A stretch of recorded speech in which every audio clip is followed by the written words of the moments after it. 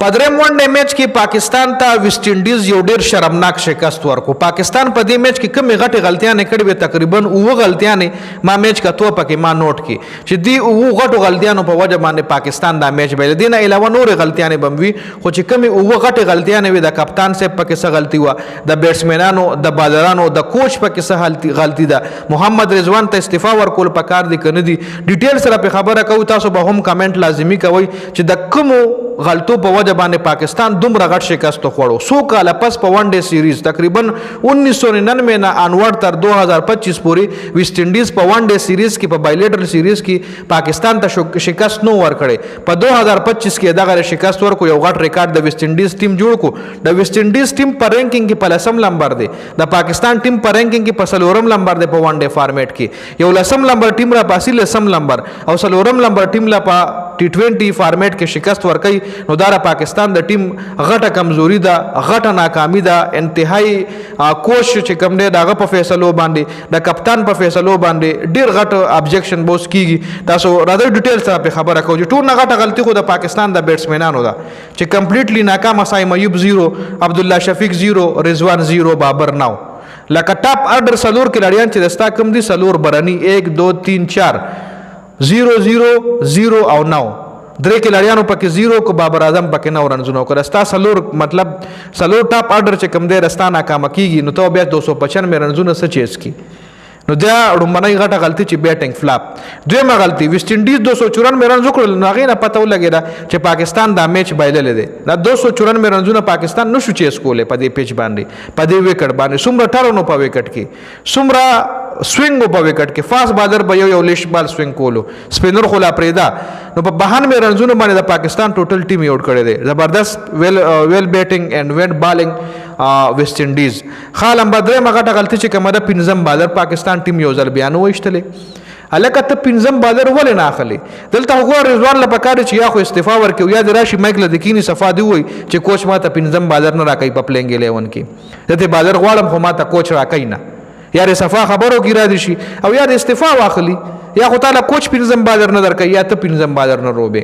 د بالینګ په وکټ باندې ته بالر نه لوبې، ته پارت ټایم بالران ځان سره چلې. لکه سایم ایوب خو پارت ټایم بالر دی، خو بیټسمین دی، خو بالر نه دی.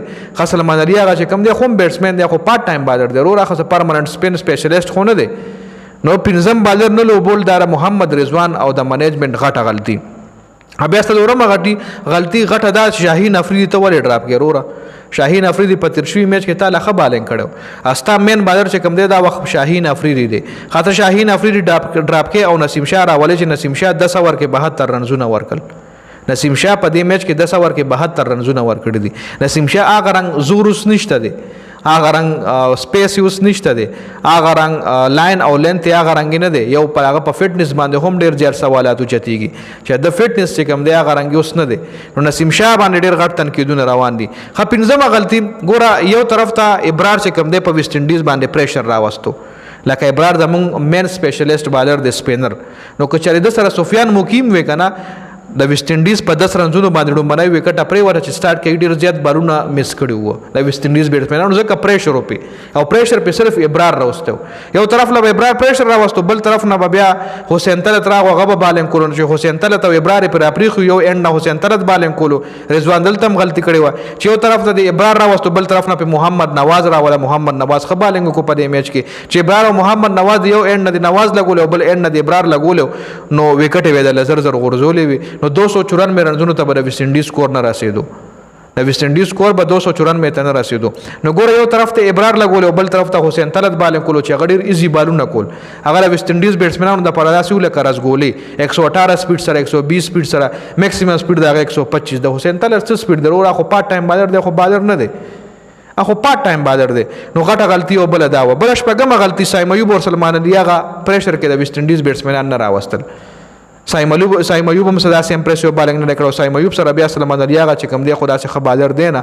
نو د سایم ایوب او د سلمان علي هغه په بالینګ باندې د ویسټ انډیز بیټسمنان ډاډه شو. نورم ای سکور یې روان کو. خو بیا اوومه غټه غلطي چې کومه ده، ابرار پکې 9 اوورونه کړي دي وروره.